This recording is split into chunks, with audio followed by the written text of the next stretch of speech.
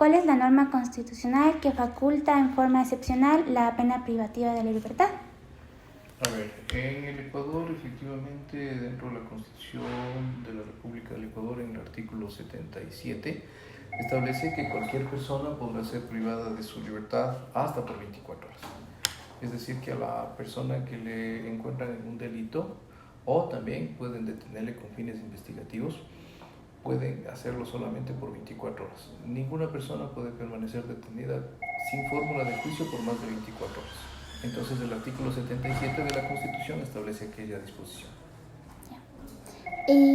Indicar si el Estado ecuatoriano cuenta con escuelas para la formación del personal penitenciario.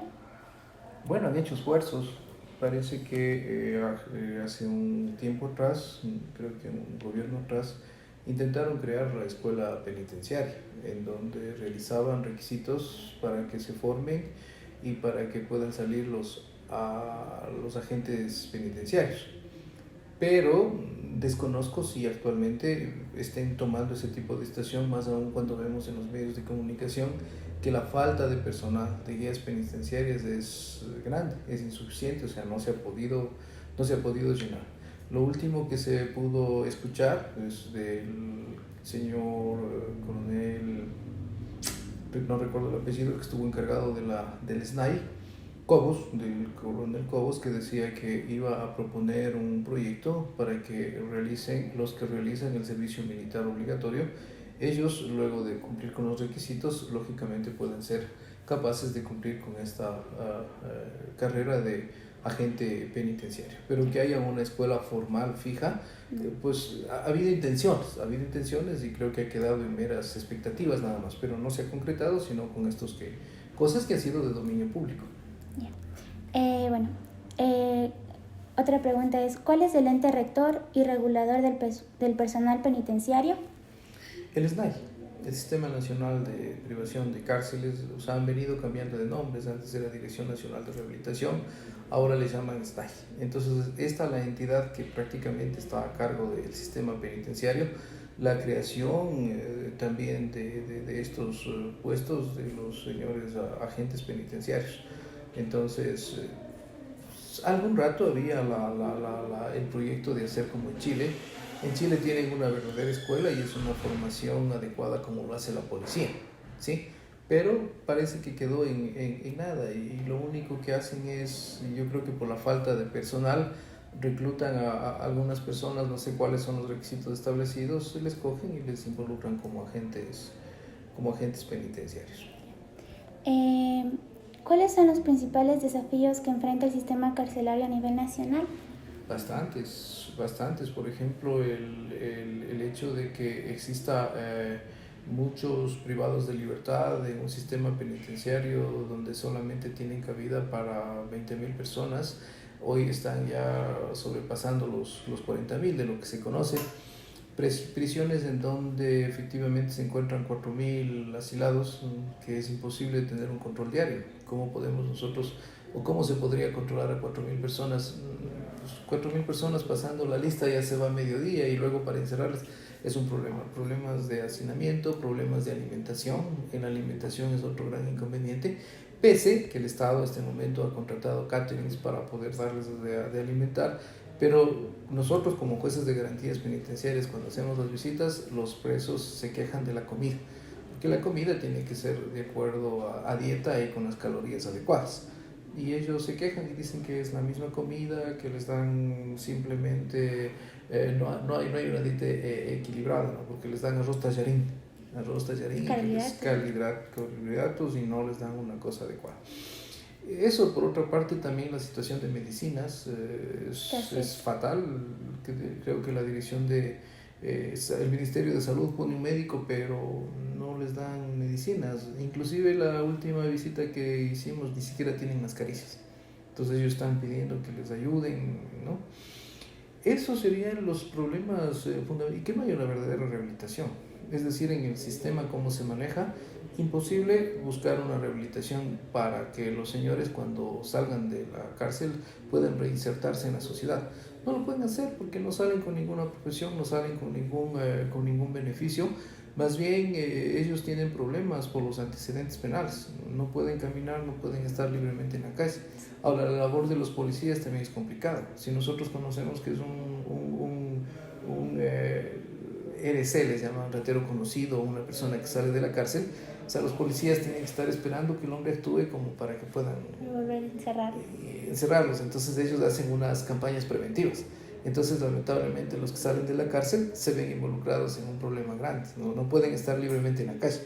Son estigmatizados. Totalmente, totalmente. Entonces, el problema es que no les pueden, no hay una educación, no hay una atención postcarcelaria. Yo tuve la oportunidad de ser director de la cárcel y en algún momento a algún preso le decía yo que ya se componga, ¿no? Que le decía, mira, piensa en tus hijos, es la peor herencia que vas a dejar a tus hijos, van a decir que tu padre fue un delincuente. Entonces este preso me decía con mucha razón, correcto, director, yo le prometo que hago lo que usted me dice, pero en este momento diríjame, recomiéndeme un lugar donde voy a trabajar. No. Pues ¿quién le va a dar trabajo recién salido de la cárcel? Entonces ahí el Estado es en donde debería intervenir para que tenga, yo no sé si fábricas, empresas o un lugar adecuado en donde ellos puedan de a poco realizar una actividad que lógicamente tiene que ser complementaria con lo que vinieron aprendiendo en la cárcel, la carpintería, de pronto la sastrería, la pintura. Entonces ahora sí voy a trabajar y voy a obtener libremente mi dinero. Una rehabilitación total. No, vea, por la experiencia que me tocó vivir a mí, no hace falta más guías, porque ahora con la tecnología usted puede controlarlo a través de las cámaras en una computadora, puede estar ubicando los puestos ciegos. Ahí lo que hace falta es psicólogos, psiquiatras, para que puedan rehabilitarlos, puedan ayudarlos. Lo difícil que es estar fuera de la casa, fuera de sus familiares, que de pronto se enteran que un familiar se ha muerto. El guía no está preparado como para darle atención, como para poder consolarlo, ¿no es cierto? Apoyo Entonces, emocional. claro, y la cárcel es que si se le murió un familiar, los presos no es que se solidarizan. Dependiendo cómo le cae, si le cae mal, le empiezan a pegar con eso, ¿no? Entonces es tremendo la infidelidad, la destrucción de los hogares. Cuando ingresan detenidas, sean hombres o mujeres, esos hogares que de una u otra manera estuvieron algo formados, se rompen y a poco tiempo los hijos, que son los que más sufren esas consecuencias, ellos son los posibles delincuentes, las prostitutas, las personas, lógicamente les están estigmatizando, les están dando ya una tarea. ¿Y ahí qué tiene que intervenir? ¿Un guía? Para que con un tolete, con un arma... Con la fuerza, no. Entonces tiene que ser totalmente diferente. O sea, tiene que haber una política de Estado en donde las cárceles sean adecuadas para el personal adecuado. ¿Qué pasaría si yo en este momento caigo preso? Yo no tengo un lugar adecuado donde ir. Simplemente por la peligrosidad del delito me ponen o en mínima, en máxima o en medio. Pero no es que es el doctor Rodríguez que vino y aquí está el lugar adecuado, o el médico, o el profesional. Todos en cualquier momento de la vida podríamos estar dispuestos o en ese riesgo de ir a la cárcel por una contravención de tránsito, por lo que sea. Entonces nosotros deberíamos pensar en aquello, pero como nunca hemos estado, entonces nos sentimos cómodos en el asunto, ¿no? Ya. ¿Existen políticas o planes de acción nacionales orientados a mejorar la gestión penitenciaria? Dicen que existen, pero cada gobierno que viene lo único que hace es tratar de cambiar de timón, tratar de criticar al otro que no hizo absolutamente nada. Pero el desastre total sí fue en el gobierno de la Revolución Ciudadana, en donde se habla de cárceles grandes que lógicamente hoy no recomiendan aquello. Porque le decía lo complicado que resulta 4.000, 5.000 presos, darles de comer, darles de alimentar, darles de medicina. Todo eso que salga del bolsillo del gobierno. Correcto, lo que suelen hacer es centros pequeños, 200, 300 personas, para que puedan ser más o menos manejados. Pero hicieron, ¿no?, la cárcel de Turín, la cárcel de Cotopaxi, en Guayaquil, donde el hacinamiento es fatal, 4.000, 5.000 personas, en celdas donde efectivamente son para una persona y están 5 o 6, o sea, es fatal. Entonces decirle que existe una política, yo creo que no hay cárcel adecuada en el mundo. El problema penitenciario a nivel mundial es fatal, o sea, no ha habido una como para tomarle de ejemplo y decir, a ver, este proyecto es el que nosotros vamos a poner acá. Más aún cuando yo considero que inclusive los políticos se aprovechan de la ocasión.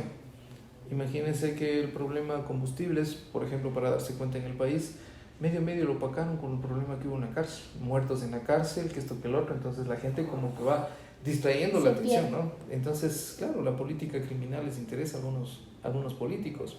Este momento ve usted en la Asamblea, está ya en un debate, la despenalización de la violación producto de violación en las mujeres. Ese ya es un gran tema y ahora la gente, usted ve los noticieros, están con ese tema y que la Corte Constitucional ya determinó y dijo que no es delito el hecho de que una mujer que sea violada pueda abortar. Pero este momento ya en la Asamblea interviene ya la religión, y la religión está por encima que la concepción de la vida, etcétera, etcétera, ¿no? Entonces son situaciones fuertes en las que yo me permitiría decir con mucho asidero y de lo que se puede observar, no existe una política. O sea, porque, por ejemplo, cada director que viene, ¿no es cierto?, cada presidente que viene cree ser descubridor del agua tibia. O sea, no hay una cosa que cambie quien cambie, yo venga y digo, o sea, la cosa tiene que ser la línea recta y nos vamos por la línea recta y no nos podemos desviar. Entonces ahí no interesa venga quien venga, sino simplemente coja el timón y usted continúa con la ruta y listo, ¿no? Pero aquí lo típico es criticar al anterior, que no han hecho nada, que esto ha estado un desastre. Claro que sí, buscan la atención un ratito, pero luego se cogió, terminó y empieza con la misma. Yo creo que hoy en la actualidad tener un grupo de 40.000 presos se les resulta un poco apetecible a los políticos, porque son 40.000 almuerzos, 40.000 desayunos, 40.000, me atrevería a decir, hay un negociado muy grande, ¿no? Entonces ahí el Estado debería controlar absolutamente todo. Algunos dicen, pero si en todo caso los presos permítanse que ellos ganen el sustento, que ellos mismos se ganen su alimentación, que puedan trabajar, pero lamentablemente la Constitución les garantiza, ellos tienen doble vulnerabilidad y son personas de atención prioritaria. Entonces sí, debería haber una política firme de Estado para que vayan ahí con los ejes fundamentales, ¿no? Rehabilitación, reinserción en la sociedad, para que no exista la reincidencia, pero hay muchos factores que creo que se debería tener una política firme de Estado. Y vuelvo y repito, no hay una criminología que efectivamente le dé una solución adecuada a este problema de las cárceles. Es un problema que va a tener ahí de siempre, ¿no? Siempre ha venido desde cuando existió en Roma, creo, si leemos el derecho romano, ahí es donde empezaron los problemas, los inconvenientes, cosas que sí sancionaban, cosas que no sancionaban, situaciones en donde, bueno, empezaron un poco más fuertes, la ley del talión, el ojo por diente, ojo por ojo, etcétera, etcétera, el código de Hammurabi, y si usted ve, son cosas que se van medio moldando a lo que estamos actualmente, y no ha habido, o sea, no hay realmente. Vean, nosotros algún rato hablábamos de Argentina. En Argentina los gobiernos se aprovecharon de la política criminal, ¿como qué? Para llegar a un poder público. Es que es fácil. En este momento, por ejemplo, sale un político a ofrecerle que va a solucionar la seguridad en Guayaquil. Le aseguro que ese político va a ganar las elecciones. Y no va a cumplir. Y como somos un pueblo apasionado, pues si es que existe otro candidato que le sale con un discurso diferente a aquel, así por lo menos este nos ofrece, este otro no nos ofrece nada. Ese es nuestro pueblo, lamentablemente. Entonces no, en concreto no existe una política. Y la última pregunta es, ¿cuál es la finalidad que el Estado tiene para una persona cumpla una pena privativa de la libertad? ¿Cuál es la finalidad? Que el Estado tiene para que una persona cumpla con una pena privativa de libertad, la rehabilitación social. ¿Así? Pues sancionarle, permitir que los hechos, las conductas antijurídicas de los ciudadanos no queden en impunidad. Como para poner un ejemplo y decir, mire, si tú cometes un delito de robo, te va a suceder esto, ¿no es cierto? Entonces el Estado de esa manera, a través del contrato social que tiene, que nosotros como pueblo le cogemos y les damos el poder al Estado para que ellos administren, y a través de la función judicial realizan este tipo de circunstancias, ¿no es cierto?, de control, pero el ius puniendi es en donde tenemos que controlar. El asunto es que el Estado pues tiene un fin fundamental, controlar esta orden y esta paz. ¿Qué pasaría si no existe una penalización para un delito? Más caos en la sociedad. Y existen cosas que se dan, ¿no? Que de acuerdo a lo que se va cambiando, usted verá que antes, por ejemplo, estos delitos cibernéticos no existían. De acuerdo a la tecnología que se van dando, también las leyes tienen que seguirse adecuando. porque ahora ya a través de la computadora hacen los robos, hacen las estafas. Imagínese lo que es que antes, por ejemplo, el matar una mascota no pasaba absolutamente nada. Y ahora ya hay derechos para los animales. Y luego será tal vez quien mata una mosca, quien mata una mariposa, porque depende también la política, ¿no? Quienes crean las leyes, o sea, esos son los resultados que lamentablemente nosotros tenemos. Pero el verdadero sentido, como dice el Código Orgánico Integral Penal, rehabilitarles para reinsertarles a la sociedad.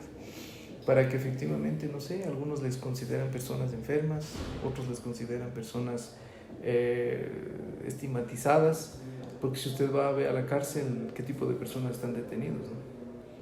Pero si nosotros vemos los que cometen los delitos de cuello blanco, o sea... Personas con corbata y traje.